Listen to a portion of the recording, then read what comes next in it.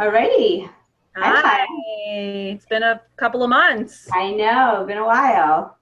So Lots this to catch up. when was it? I said lots to catch up on. I know we do have a lot to catch up on. So for those of you that are new, this is Chaya Parkoff and Rachel Burnham coming to you to speak about practical chizuk in Shidduchim. And we hope that this month's webinar will bring you all a lot of inspiration and emuna and bitachon in the process, and practical ways that you can continue living your life, and obviously hoping that you find the person you want to spend your life with. And it's the 8th of Av. It's Thursday night, and hopefully that we should by Sunday be able to dance. That's really my bracha, is that this Tisha B'Av is one of joy, not of sorrow, which is really on the Shabbos. And apparently the Shabbos is a very special Shabbos because it's Tisha B'Av, but it's Shabbos, so we don't experienced Tisha B'Av until Sunday. And apparently, I can't remember who it comes from. I can't remember the source. I'll see if you're talking, when you start talking, Rachel, if I can find it. But that it's a time to really, really daven, not just for ourselves, but all of Klal Yisrael, all of humanity. But that it's a really auspicious time to daven, although really we can daven anytime, and we know that. So. But then Tuba comes.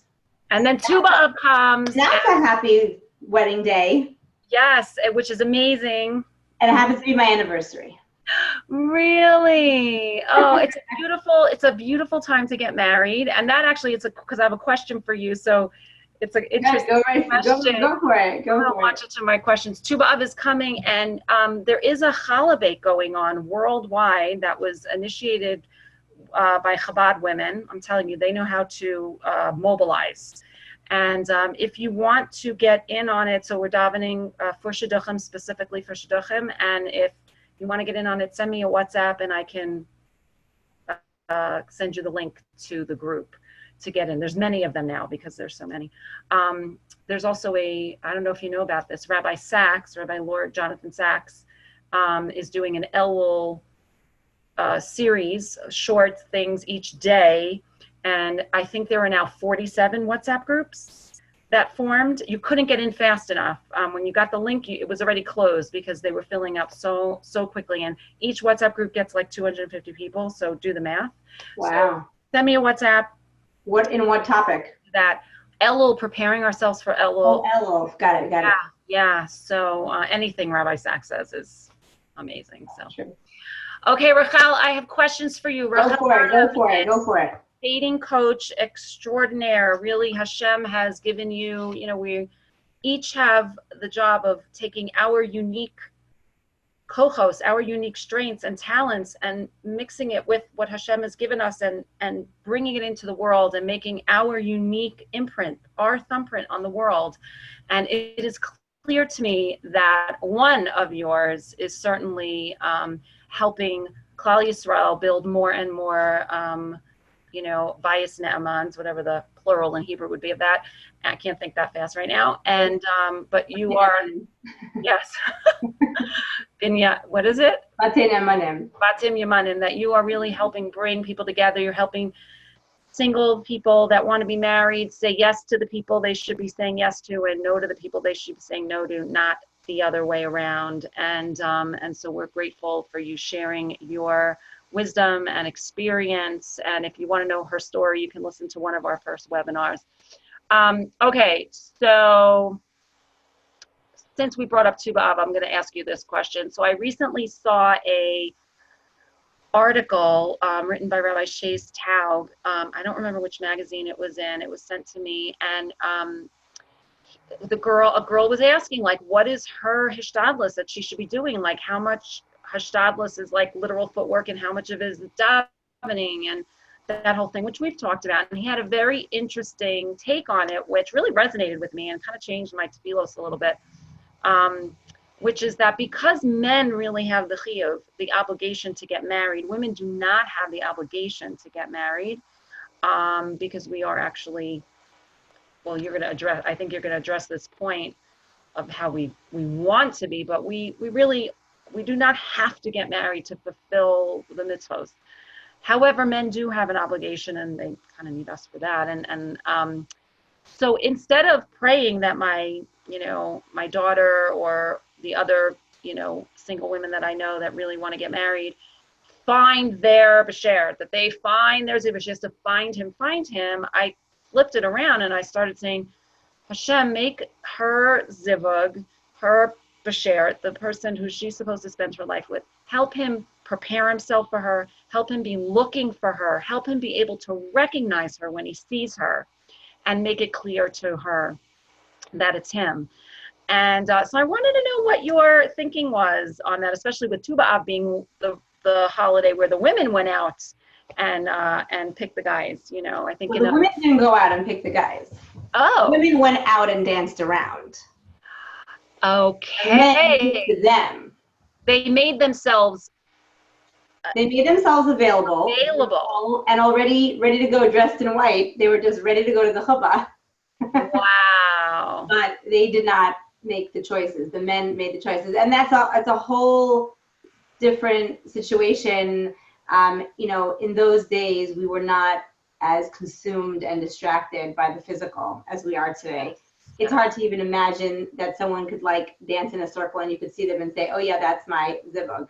Right. But in those days, when there was so much less distraction by the physical, people saw each other at a soul level. Then when I saw somebody dancing, it wasn't about a body dancing or because she has blonde hair and blue eyes. It was like, oh, that's the other half of my neshama. There she is. That's mine. That it's not I want her. It's like she is mine. That completes my neshama. It's so clear because I know myself and I know my neshama, and I just see the other half of it. So let's get married. It was as clear as that. We are chills to have that level of clarity, lack of distraction, focus on internals. We're just not at that level at all. So do not try this at home. Okay. Yeah, but that's a little bit about then. There's also a reason why many, hundreds of years ago, they didn't even have mechitzas really, because people were not so distracted by the physical like they are today. The more distracted we became, the Rabbanim had to put boundaries to protect us, and so we're on lower and lower levels, unfortunately. And that's a point that we need to reiterate, is that the boundaries are there. I'm not talking about sometimes when people make boundaries, but the actual things are there to protect us. They're there for our well-being. Not to limit us. They're actually there to be able to bring out the essence. So 100%. That's an important point. But just to get back to your point, so yes, it is true. It is a man's mitzvah to go out there and to get married. But if you were to tell a girl, you know what, you should just sit pretty. Don't worry that you don't have any dates. It's not a problem. It's his mitzvah, so you could just relax. That doesn't sit very well with a girl because she obviously has this burning desire to give, to build, to create, to form a home, to have a deep connection in a marriage. So one of the reasons why it is his mitzvah is because a man is not naturally as inclined to want a deep connection. Communication is not something the men are like, oh, please teach me how to communicate. This is not something that comes natural. So that is why they had to be given a mitzvah to enforce that they would go out and do this. A woman, you tell her, don't tell her, she wants a family, she wants a home, she wants a deep marriage, relationship. It's not something you have to tell her. So that's one aspect. But I think I wanted to take it a little bit further and go into how sometimes girls are always wondering, what am I doing wrong? What can I do better? I'm dating, and maybe I'll make him cookies. Maybe I'll make a picnic. Maybe I'll this, maybe I'll that. And it's very hard for a girl sometimes to learn how to be a makabel. What do you mean I should just look pretty and go out? Yes, you should look pretty and you should be pleasant to be with and you should smile and you should be engaging and intelligent, but you do not have to do anything. Yes, it's true. As dating gets a little further on and the relationship grows, you want to make him cookies, you want to, cook something for the picnic, that's fine. But initially you shouldn't be working so hard. And I'm a firm believer on this because it really sets a foundation of how this relationship is going to play out. What is the dynamic here? Am I the woman who like always plans the dates and I always do the cooking and I always do this and then you just kind of go? Or am I going to let you be the man? Take me out. That's the reason why we have him open the door, pay for the date, come to pick her up. These are little symbolic things that give him that sense of like, I am going out to find my wife. I'm going to invest. I'm going to put myself out there. I'm going to pay. I'm going to open the door. These are things that make him invested in the relationship because naturally men are not as invested as a woman is. Now, have no fear. I'm not saying that women should not be givers. Obviously, we should be at the right time. So, you know, when you get married, you will make him dinner. You will do his laundry. You will bear his children. Have no fear. You will work hard. We are not saying that you shouldn't give. You will definitely have a time and a platform to do so. But in the beginning, to kind of set the tone, I think it's really healthy that the man leads and the woman follows the good old-fashioned way. It makes him invested in the relationship. And here's the thing. I mean, there's a whole book on this. You could read about it. It's called The Rules. Everyone's welcome to read it. It's not a Jewish book, and obviously parts have to be filtered out because it's not a Jewish book. I can't hear you, Chaya. I said, yeah, sure. Oh, yeah. Can you hear me now? Yes. Okay. It's not a Jewish book, but the premise is that why is it that years ago women were not having as much trouble with finding, you know, their spouses as they are today? And so obviously it's not a Jewish book, but the concept remains a good one in which nowadays women are feminists. I can support myself. I'm the CEO of a company. I make a lot of money. I might make more than the guys that I'm dating. I can travel the world. I own my own house. Like, what do I need you for? Okay, maybe have some kids. Like, what do I need you for? Right? A deep emotional relationship is really what I need you for. And so women, very modern secular women, are going about finding their mates in the same way that they go about running their businesses. Like, I will take you out, I will pay, I will ask you out on a date. Obviously, we're talking about the non-Jewish world because that's the premise that this book gives. But the point is that that's not working because that's not what a man wants. And here's the most important part about the book.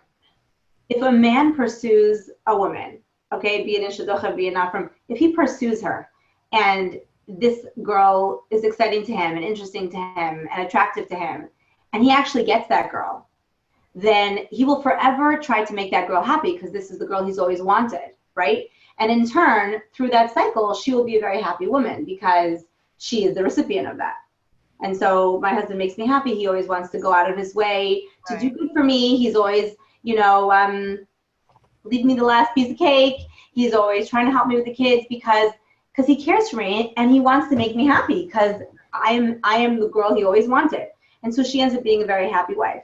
Now, if you play this the other way, where a woman goes out and she chases after the guy and sends all these shadchanim after him, like, could you call him 100 times and find out if he's interested?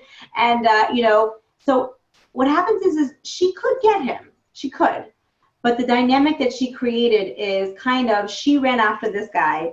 Mm-hmm. She's the one who's wearing the pants. She pursued him. And he kind of got the relationship that got him, not the relationship that he always wanted. And the dynamic that it creates is that, you know, I know marriages like this. I know marriages where the woman pursued, the woman proposed. Like, I know marriages like this. And they're not so happy because this isn't the woman of his dreams that he wants to always make happy. And in turn, because she chased after him and she got him, like, whatever, she got me. And he doesn't try to make her wildly happy because, okay, you know, he's not so excited about it as chasing the girl of his dreams, so to speak. So I obviously this has to be filtered through the frum lens, but it's really healthy for a man to lead, a woman to follow, and for a girl to learn how to be a makabel because yes, it's his mitzvah. He needs to come take her out. He needs to come, you know, invest in the relationship, put his best foot forward. The more he invests, the more connected he becomes. So when a girl is chasing a guy, it's just not attractive. It's just so not attractive at all. For a guy who's kind of interested in that girl, he gets a little bit excited by the chase, right? So I tell girls, you don't have to pick up the phone on the first ring. You don't have to answer the text message like 2 seconds later. Like, give it some time, calm down. I can't hear you, Chaya, at all. Really? That is so weird. When you lean back, I can't hear you. Oh, okay. I'm going to get closer. Okay. There we go. Okay. So, you know, I'm not saying play too hard to get in the sense of that you will be too hard to get and he will just Right. disappear, because the book does advocate like a hard game of hard to get, which I don't believe is so healthy with today's men whose self-esteem is not what it used to be. Let's just put it that way. Mm-hmm. So you gotta be careful, but don't make yourself like, fawning over the guy and chasing him and sharing all your feelings right away. Let him lead.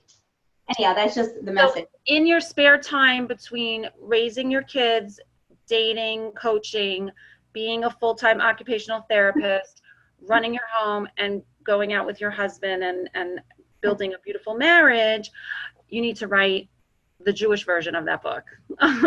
It's true. It's true. There are a few things in the works. We're trying to see what we could do. So along these lines, I have a whole list of questions, and I hope we'll cover more of them tonight. But along this one, I do want to hear. So I feel like, I know that many of the women that listen to our webinars are moms of boys. Right. And because even though, right, they say when you're the mom of a boy, you're a salesman, and when you're a saleswoman, and when you're the mom of a girl, when you're the mom of a boy, when you're mom of a girl, you're a salesperson, and when you're the mom of a boy, you're a secretary. That's what it is. Okay. Because there's just so many resumes coming through and what have you. Girls are, I know a lot of single girls in their 20, 23, 24, 25 that have gone out that have no problem getting dates at all. And they're getting these great guys to go out with, and then they're not that impressed with these boys. And so let's just talk about basic, like you said, that's why the boy opens the door, and that's why he pays for her, and that's why he, doesn't just put her on a train, but offers to ride the train with her, or puts her in an Uber and says, and then follows the Uber on the text to make sure she arrives safely, what have you. Talk to me a little bit about how we can get this message across to boys, the ones that aren't calling you, Right. I mean, this is really a job of a mother. It's basic social skill training. I feel like before your child starts dating, for instance, your child's going to be dating somebody and they're in a different town and they're going to need to take a train. So the mom's going to say, that you can't just like send her 12 o'clock at night on the train by herself, right? Meaning that's a job of a mother to kind of discuss that. Maybe a Rebbe, maybe a dad, maybe a close married friend if for whatever reason those, relationships are not available. But, it goes together with some basic social skills training. Now, some people miss that memo, okay? And sometimes they make a mistake, especially early on in dating. And I would say if it happens once or twice, like, okay, sometimes people are not cognizant. But if it's a pattern that happens over and over again, I do worry about the, basic lack of social skills, understanding, dating etiquette, and just safety. So those are kinds of things that should be brought about by a parent. And I mean, listen, there's a reason why guys have to get married, because they really do need a woman to help them. There are certain things, guys tend to dress a lot better once they're married, and there's all sorts of things, but that basic, I think it's that safety and feeling safe is so important. So and a girl has to also know that if she really does not feel physically safe, she needs to speak up and say, I hope this doesn't make you feel uncomfortable, but it's 12 o'clock at night and I don't feel comfortable riding the train at night by myself. Would you mind, either riding with me halfway or something, I would say all the way, walk me to the door. Or carry some cash with her and take a taxi or an Uber, she's got to protect herself too. But that's a good point for the girls, because you need to advocate for yourself. Right. That's going to be forever in life in general. But it also gives the boy an opportunity. It gives you an opportunity to see how he responds to that. He may go, oh my gosh, how did I even think of putting you on a train? Right, exactly. Or he'd be like, really? Or so that's an opportunity. Yeah, right. Exactly. Right. Right. My daughter once went on a date and they got a parking ticket because he went to pick her up, and I guess it was a, I don't know, alternate side of the street parking or something. And I talk with my hands, so sorry for the magic show here. I see it like floating away in the screen. But she said it was such a great opportunity to see how he handled getting a parking ticket. That's right. Did he freak out? Did he get mad? Did he blame? I can't believe that, or did he be like, oh my gosh, Gamza Latova, it should be a kapara, like, or like, oh, that stinks, but you know what? Should be the worst of my problems, Yeah, exactly. So you get to see people, you want to see them. Okay. All right, I'm asking another one of my questions because these are all like, Go for it.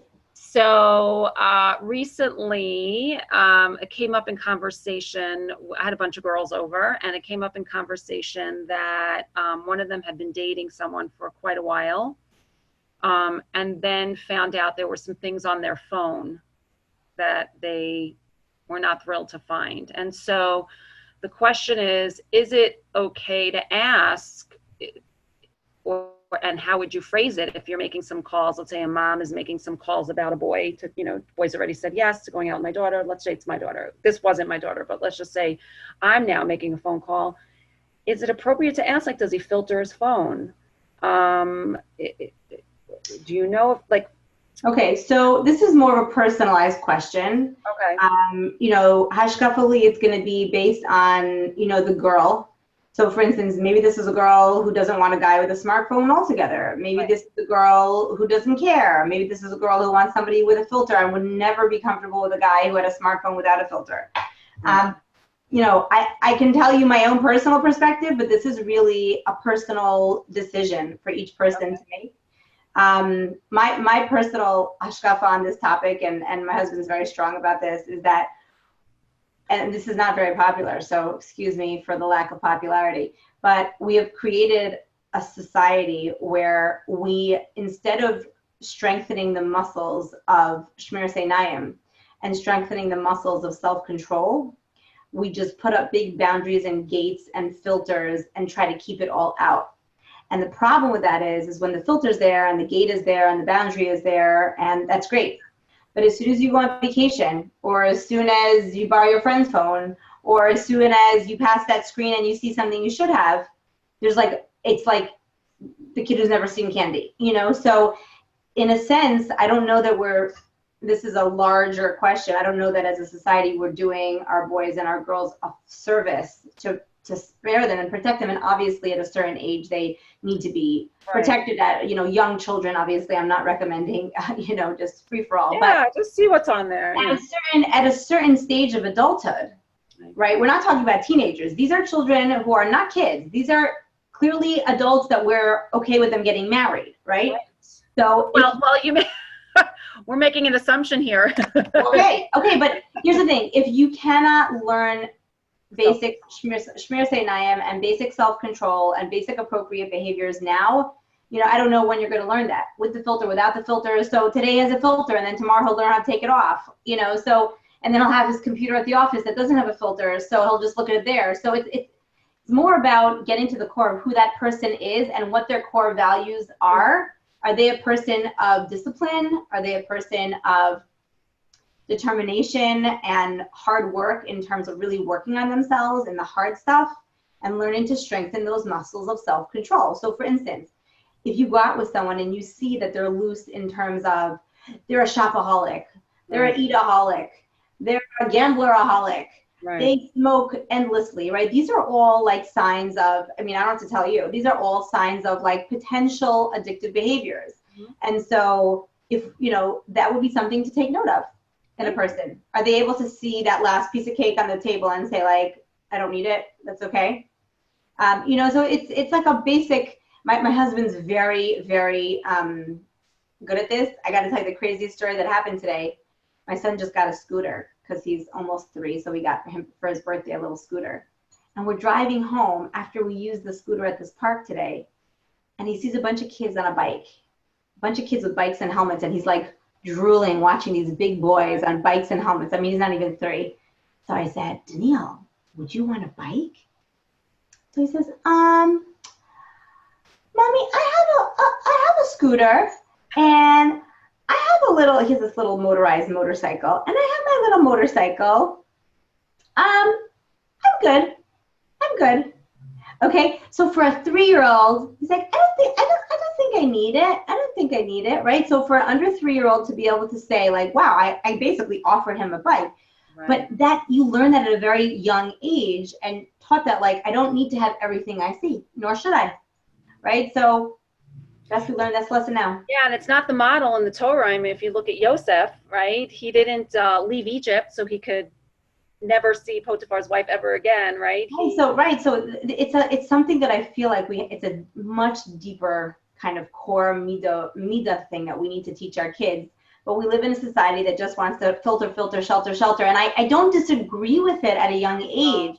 But at what point do we take off the training wheels and say, now you're a big boy, you're going to go out into the world, you're going to work. If you've always had a filter on your everything since day one, and now you're going to work in Manhattan, forget the computer. I mean, just walk down the street. You know what I'm saying? So what happens then? Right. It's like we have to teach about the world. Just if anybody wants to hear a fantastic shiur that was given by Esther Wien a couple of weeks ago on the Parsha recently, when we were talking about my brain stops working after a certain time during the day, so I can't even think which Parsha it was. But when we're talking, we're talking about the Nazir and that there's two making vows, right? That there's two kinds of vows. One is saying that is no longer part of my life and putting a door over and filtering it out. And the other is about changing us. One is the object, is making the object not okay. And the other is saying, I am not a person who engages in with that object.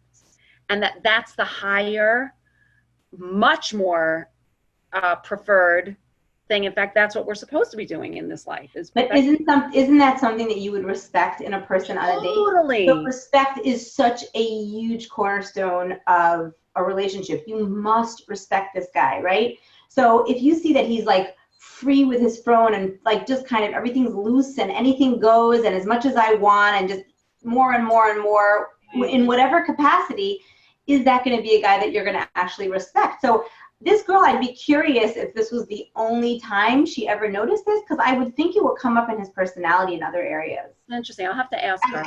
As potentially a Ben Torah, right. I would think that it would come up in other areas that I'm surprised she didn't pick up on. Yeah. So anyhow. And not everyone, I think there's a very high value. I mean, listen, I think because of the society that we live in today and because of all the pressures and there's a lot of habits, people get into habits or they want to feel good. We have an innate desire for menuchas hanefesh. And when you try to seek it in outside, when really the menucha comes from inside and connecting with Hashem and knowing that we're made b'tselem Elokim and all of that, which we could talk more and more and more about. But we, as humans, we're going to sometimes look outside of ourselves for that. And so somebody may look and, yeah, you know what? There's a reason why people will have a glass of wine to relax, because it can be relaxing. It's when that thing, whether you're genetically predisposed, which a lot of it is the genetics that will predispose you to that alcohol is your happy place or food is the happy center for you that lights up those neurons in the brain. We know this now today, to be able to recognize that and then do something about it. That is such a thing to respect. Sure. And a person saying, I want to make sure he never has any issues with anything ever. Good luck, but to be able to say, I don't want to be a person who, there's a boy in town who I will not fix up with a girl because he's always drunk. He's just, right. Whenever if it's Shabbos, he's drunk. And I've tried to discuss, I think that he's going to have to wake up and recognize. Okay. I also think that there's a lot of pain. There's a lot of pain going around. Pain of being single, pain of, family issues, pain of insecurity, low self-esteem. And what we do is we use all of these external substances, alcohol, drugs, shopping, food, whatever it is, to try to numb that pain. And it's never going to work, and it ain't going to ever be enough. And so, you know, people need to get help for whatever they're going through. They do. That's what I do. I do. I send people to therapy all the time. People really need to get help for, you know, what it is they're struggling with. Like I tell people all the time, marriage will solve one thing. You won't be single. But it ain't a hospital, and it's not going to fix all the issues going on in your life, psychologically, nor, you know, if there's some sort of psychiatric issue, it's just not going to fix it. Take care of your stuff today. And I'll tell you, I see such positive results with people in being able to see that people can really build their lives up, even if they struggle with something. You can sometimes build it up even more. Even more so. You become then, I was just talking about this with someone today. I was helping out a family who has a daughter here who's in the eating. We get a lot of people in the Eating Recovery Center here in Denver. And so I often am able to connect with them and help in some way. So I was with this family today, and we were talking about this idea of your unique imprint and taking your challenges and using them for the good. And how much there is, you know, Hashem gives us stuff. We don't choose a lot. We don't choose a lot. We don't choose when we were born, who we were born to, our socioeconomic status, what guys are put in front of us or what girls are put in front of us, the schools we went to. But that's what makes Shidduchim so tricky, because it seems like we have total control in Shidduchim. I don't want to date that girl. I do want to date this girl. This is the girl for me. This is not right. So we feel like we have control, even though every time you hear an engagement story, it's like so much shared how everything comes to be and all that, how it all happens. And so we all know that even within our choice box of Ashtadlis, certain things are still not necessarily controlled. Yes. Once you get married and you settle down, you don't have control about, do I have a boy? Do I have a girl? Are they healthy? Are they smart? Are they special needs? Like, you don't have these choices. Oh. And then you learn, like, much more about Hashem being in charge. I thought I was in charge. I choose what who I'm going to marry. But what we do have choice over and how we partner with Hashem, we are in the period of Jewish history now called adulthood. And right. Adulthood is when you partner with Hashem, where Hashem says, I'm going to stand back like a healthy mom and dad of a adult, right? When your kids are 38, right? You're not on top of them making decisions for them. You're standing back watching them navigate the world. And if they want your help, they'll ask you. And that's really what Hashem is doing for us. He's like, I gave you the Torah. Like, you can now build with the world, you know, and make a kiddush. Make good choices. Make good choices. And so the choice always is what would Hashem, like, what is the godly thing to do? What is the Hashem, like, how can I emulate Hashem in my actions and my thinking and what I do? And so our choice is, how am I going to act with the things I don't have choice over? How am I going to take those situations and bring light to them? And that's really the work that we get to do in this world. Okay, that was great. I'm glad I brought that up to you. And maybe you can write an article on coaching boys before they go out dating and spread it around. Or maybe I'll write it and put your name on it. No. Okay. Oh my gosh. I just heard about this, Rachel, and I want to know what your thoughts are. Apparently there was like a recent breach of privacy with a leak of like thousands of resumes. Yes. Like what? I want to talk about this. I don't know anything about that. Let me tell you about this. So, I mean, there are a few things going on here. Basically what happened is that I think that there was this organization called Shidduch Line. And what they were trying to do was very genuinely try to take resumes out of the hands of Shidduchim that are just kind of keeping them under wraps and expose them so that we can share them with everyone, so everyone can help make other people Shidduchim. Like, why is it that you have to go to professional Shidduchim? Can't we go see these resumes and maybe I'll see one that's good for me and we can all help each other, right? So that was the point. They basically went to Shidduchim, they got different resumes, thousands of resumes.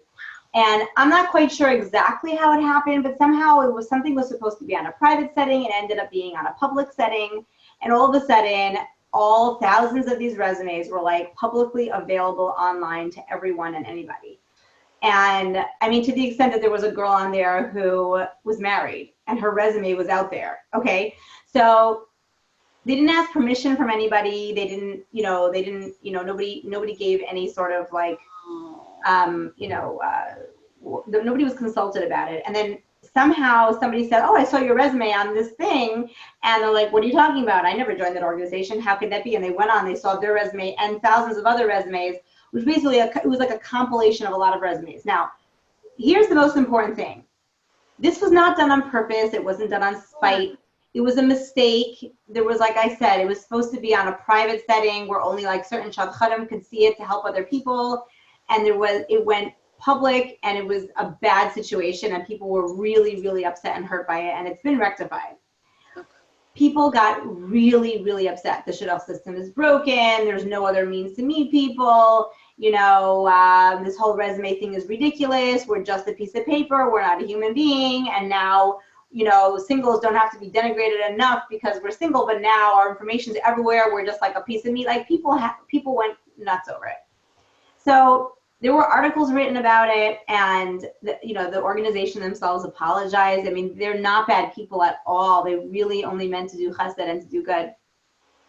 But the message that I wanted, the spin that I want to take from this, is not all the negative talk that was going on there. They're good people who tried to do a good thing. Sure. There was a mistake. It was a big mistake. It was rectified. They know about it. But here's the thing that the spin that I'd like to take off about this, and I might actually write an article about this. So I deal with a lot of moms and guys and girls who don't have dates, okay? The phone is not ringing. What do I do? My daughter, my son doesn't have I have a son who's deaf. I have a son who's a great guy, and just what he's looking for, I don't know, the phone's just not ringing. He's dated all the girls and the phone's not ringing. What do I do, right? And by the same token, I don't want my picture to be out there. I don't want my resume to be out there. I don't want anyone to see my personal information. If they're interested, they'll contact me. So it's really a mixed message, because on one hand, we want our privacy and we don't want anyone to see our personal picture, which I'm all for tznius. I really am. And we once had a conversation about pictures, and I'm not going to go through it again. Right. But, if you're trying to get married, this is not just like, if you're going on a business interview, it doesn't really matter what you look like. I'm saying as long as you're relatively professional and put together, it's okay, Doesn't matter if you're a few pounds more or less. But this is a marriage, relationship, potentially. This is important. Why waste anyone's time going out with someone if they're never going to want to be with you more than a minute because they're completely turned off by the way that a person looks? So looks do matter here. I'm sorry. Your children could look like him. Like, it's kind of important, So I tell people all the time, you can be as picky as you want. You can ask for whatever you want. Just don't complain to me that you don't have a date. So what I wonder about this whole story is, what if all those resumes got leaked? And it was a crazy breach of privacy, which I agree, it was a breach of privacy. I'm not recommending that we do this without people's permission. But what if somebody gets married from it? Yes. Because it's like, oh, I never heard of Leah Schwartz. Wow, she looks just like what I'm looking for. I never heard that name before. And for a lot of girls, they go to work, they go home on Shabbos, they're home with their families, they spend time with their friends, they go on vacation with their friends, and they don't have a date, and the phone is not ringing, and they can't figure out why, and they don't want anyone to see their resume or their picture, and I'm not quite sure what to tell them. So, the fact that these were leaked is not a bad thing, but I want to know, would people be so upset if a lot of Shidduchim came from it? Because all of a sudden, it was out there. Now, again, I'm all for tznius, but how is anyone going to know who you are, and how are we going to get you out there unless we get you out there? So I would have spun it the same way. I'm so glad that this is your take on it, and I'm not. My take on it is, obviously, I'm not saying to put it on the internet freely, with no boundaries. That's not what I'm recommending. But to loosen up how tightly we don't want anyone to see our resume. Why? Don't we want people to see our resume? How are they going to know you exist? If you're a pretty girl, why are you hiding this? Maybe the right mom will see you and say, oh my goodness, this is exactly the kind of girl my son needs. she's intellectual, she's talented, she's multifaceted, she's outgoing, and she's super frum, and this is great, right? We live in an age where we have access to internet, which means that you can find shidduchim all over the world sitting from your living room. That's an amazing chesed. You know how I used to find out about somebody in like Europe and call, and you couldn't just like email a resume, you know? We have the ability to like bring Klal Yisrael together in a way where we never were able to before. But I do feel that people have to, and I'm not saying it's comfortable. Again, dating is not comfortable. I tell people all the time, if you want comfort, you should get a pina colada and go and sip a pina colada on the beach with your favorite music playing in your ear. Right. That's what you do to relax, okay? If you want to get married, then you've got to work hard and go on the date and put effort on the date and research and call, and it's hard and it's really arduous work and it's tough, but there's only one way to do it, and that is to do it. We got to just plow through it. Do you know what I'm saying? And guess what? Anyone who's been married will tell you marriage is wonderful, it's beautiful, and it's hard work. Yeah, it's hard, yeah. Raising kids, beautiful, delicious, and it's hard work. Yeah, so anything good takes hard work. Like, it shouldn't be a surprise to anybody. The question is, why are we hoarding and guarding these resumes that nobody could see because we're so kind of scared to share? And then by the same token, we're, complaining that we don't have dates. I think it's a great point. I think it's I'm just throwing that out there. Yeah, people need to have introspection. I mean, when I heard you explain what happened, I was like, well, I don't know. It seems to me, again, that's a situation that nobody really chose. They weren't trying to make it happen. It happened. So and clearly they were not updated. They were old resumes, and some people have been married. Like it clearly wasn't. It was a problem. It was a problem, but it wasn't intentional. But I think the message that we can glean from, again, it's okay. What am I going to take from this situation? Right. How am I going to use it for the good? Right. And here's the thing: when you have a resume, in terms of personal information, nobody puts their social security and their bank account number on there. Nobody puts their address. It's usually an email address, the city. Okay, so let's take worst case scenario. It gets into the mother's hands or the guy's hands of someone that you don't want to date. And then he contacts the shadchan or somebody to contact you to go out.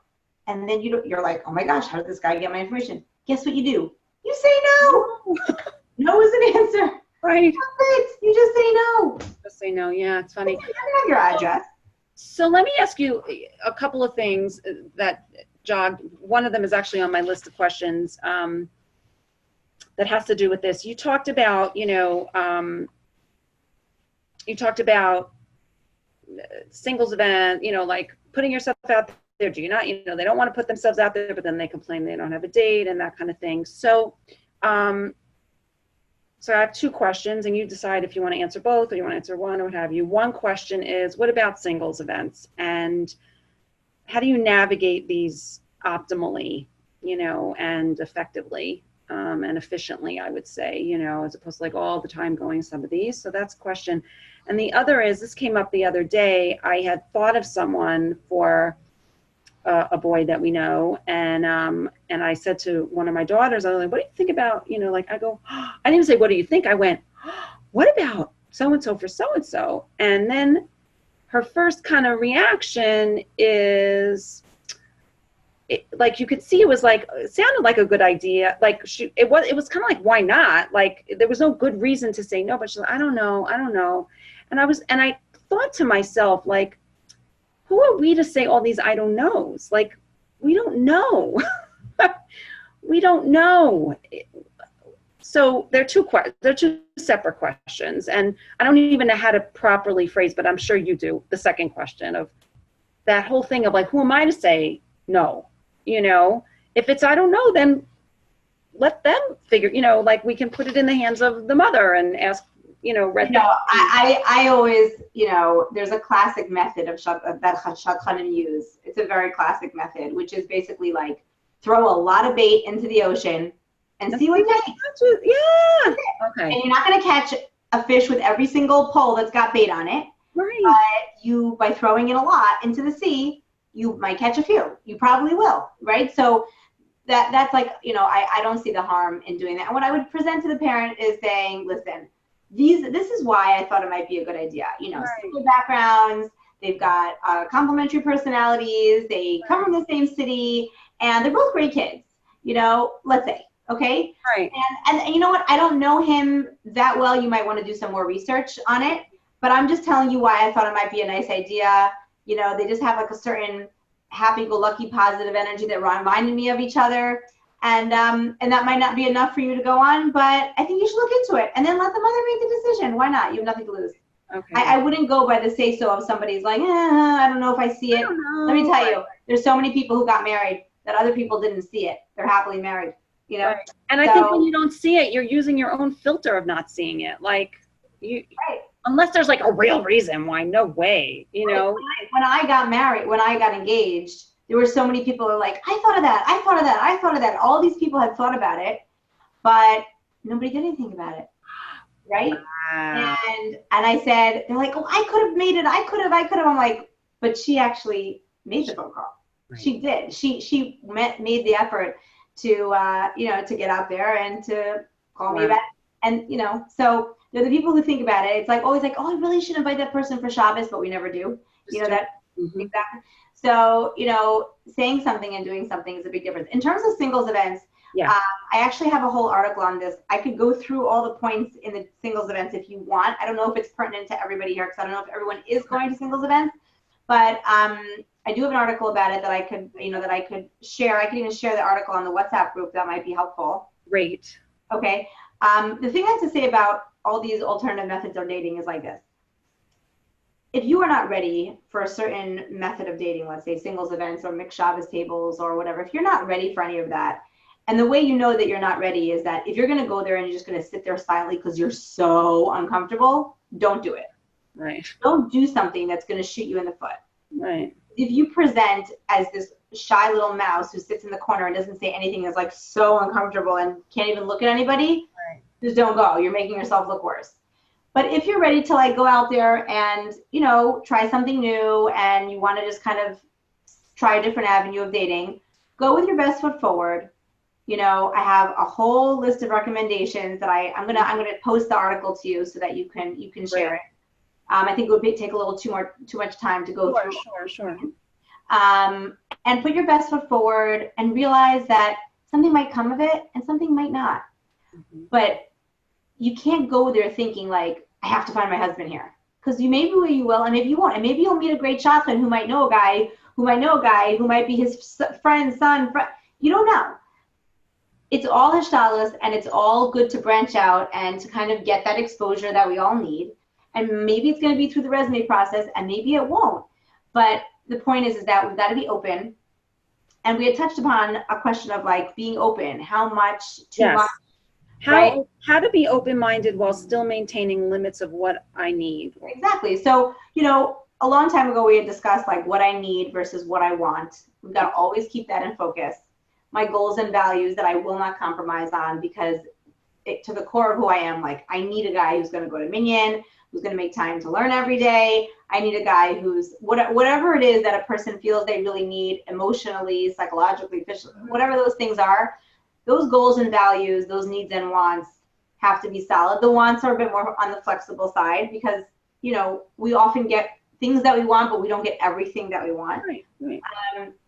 If those core things are in place, then what I really try to, urge people to do is be open to a different package. Because sometimes all those things can be there, the goals, the values, the needs, but it's like, oh, I didn't expect to marry a guy from this city. I didn't expect to marry a guy from such a large family. I always saw myself with like a blonde guy. Like it's so weird that he's dark. Oh, wow. Baal Tshuva, I never expected a Baal Tshuva. I always saw myself marrying someone from a really wealthy family, and she's not. None of these things, they're definitely different package than you might have imagined, but none of these things will affect the actual core values of a person. Now, if you're marrying a crazy wealthy girl and the values don't match up, that's a problem. Okay, so you have to double check. Just because it's a different package, you got to double check it with your own goals and values and make sure those are in line, that you're both wanting to build the same kind of home. maybe she's a girl from that kind of house, but she really doesn't want that kind of life, and she wants a much less materialistic kind of life, let's say, right? So you got to know yourself, and you've got to know this girl and figure out if that's gonna be a fit. But be open to a different package, because what happens is people get very stuck in fantasy, and fantasy is the happiest place. Disney World is so much fun. Why? Because it's fantasy. It could be anything you want it to be, but then when reality shows up and it's like, wait, but sometimes like his laugh gets on my nerves. Like, is that a problem? And sometimes like he doesn't get my jokes. Like, is that a problem? Like, is he a bad guy? Does he not like you? Do you not enjoy his company? No, just like once in a while he doesn't get my joke. I'm like, okay, is that going to drastically affect your marriage? No. So maybe a couple times I'll have to explain the joke. And like once he picks up on your sense of humor, he'll get it. Guys and girls are different. But, people get very stuck on like, oh my goodness, I see something that I don't like. Of course, he's human. And so are you. Guess what? Here's a secret. There are things about you that get annoying to him also. Right. We don't want to admit that. It's so true. So much of what I teach people about is just that we're always just feeling our own thinking about something, and exactly every human being is doing the same thing, and so we're all having our own. I say, what? I have a colleague who says this to me. She's like a mentor and a colleague. She says, do you realize that, Rachel, you're not married to your husband? Do you know that? You're married to your thinking about your husband. That's what you're married to. You're married to what you think about your husband, right. Which actually, I just read this incredible, it's a true story. I just read this. Where did I read it? I just listened to it, about a couple who both had special needs, okay? And they were married, and they lived in the city, a different city than where the parents lived. And the father wanted to deliver a package to the daughter. So he was like at the bus stop or something. I'm giving you just the essentials of the story, but he saw a guy, maybe even at the shul or something, and said, could you do me a favor and give this to so-and-so? This is my daughter so-and-so, do you know her? And he said, oh, and he said it totally like innocently. The guy goes, oh, she's married to the Meshuggah?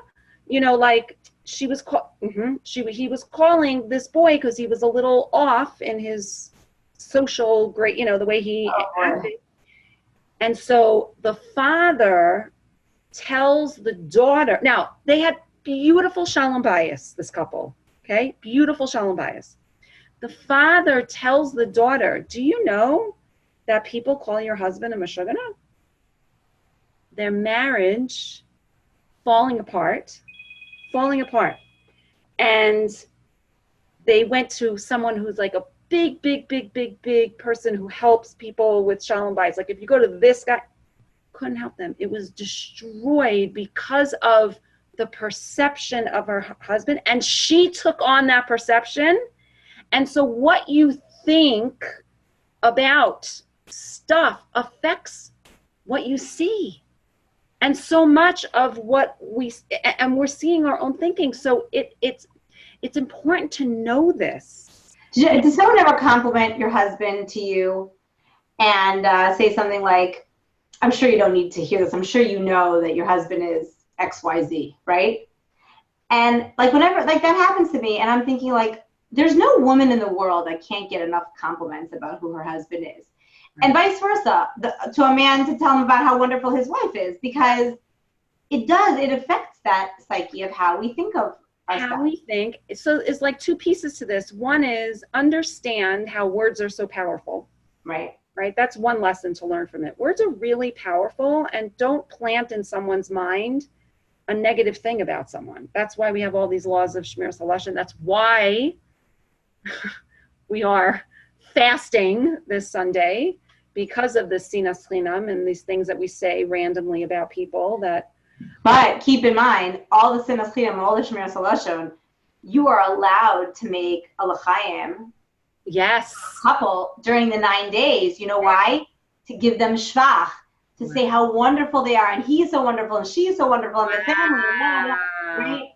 Beyond the 9 days, because it is that important for a couple. And also because, you know, Shema Yikad Menu Acher, someone might come and take her instead. But I have a relative who just got engaged during the 9 days, and it's like, it's a little funny during the 9 days, but yeah, they got engaged. 100%, because we have to hold this balance of both things. So one thing is being careful about what we say about other people, and you know, make sure that, and maybe one day we'll speak specifically about, we've touched on it, but not like specifically how do you answer certain questions. Okay. To make sure that you're the list. Yeah, we'll add that to the list. But the other piece of knowing that we're seeing our own thinking is, I'm seeing my thinking. I'm not necessarily seeing the truth. And when I see negatively, I am often, when there's chatter going on in my head, it's often an opportunity for me to reflect and realize, wait a second, maybe it's not true what I'm seeing out there, whether it's about myself or about you or about a situation.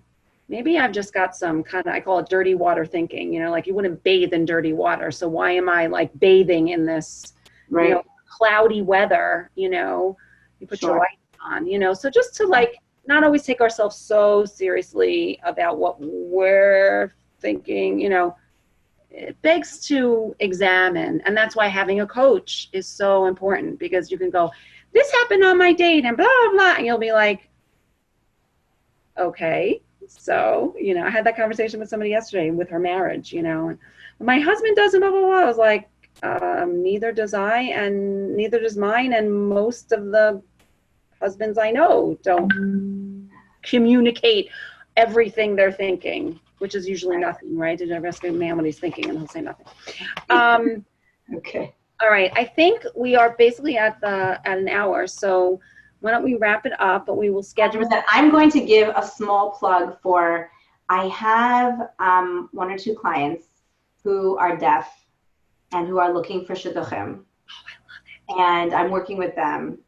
And you know, I'm not like doing Shidduchim officially, but I do definitely try to keep them in mind. And they're just having a really, really hard time. It's a very specific niche that they need. They definitely need someone who's at least hearing impaired, if not fluent in sign language. Okay. Some are from, some are not. And if anyone knows of an idea that might be appropriate, I'm thinking of this one guy, you know, who's at the moment, you know, traditional, not from, but really seeking a nice Jewish girl, about 40. You know, if anyone has any ideas, they could send them my way. On Maine, we should find, it should just bring about, you know, someone. I actually have a contact in Dallas, and I know that he is hearing impaired, and maybe he knows, you know, somebody in that community. So I'll reach out to them. Let me know. And I'm going to send you the article on dating events. It's just, I think, clearer to see it. You know, it's like bullet pointed, and all the points are clear. Right. So if you want to be added to the specific Chidduch and Shidduchim WhatsApp chat, where we broadcast upcoming webinars and recordings of webinars, please, you can email me or send me a WhatsApp at 972, it's not Jerusalem, sorry, the Texas number, and I live in Colorado.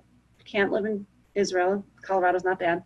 972-740-6306, and I'll add you to that. And I want to put a plug in for Rachel's website, dategreat.com, www.d8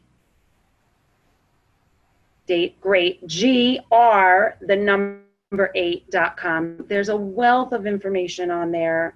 As you can see, she's a wealth of information and inspiration, and she has a lot, and it's for the broad Jewish world, not just, you know, I'm also going to mention, if anybody wants to do a private webinar for like specific groups. So I've had people contact me privately. We've done webinars for men, for women, for girls who've had broken engagements, for, you know, older or younger. We are, you know, you can contact me directly. I'll be glad to set them up. Wonderful. Okay. All Thank right. you so much, Chaya. Have a meaningful, easy Yes, you Tisha too. B'Av, and Amir Hashem will be dancing on Sunday instead of Amen. Amen. With all the colors. Yes. me. Amen. All right. Take All right. care. Take care. Bye bye.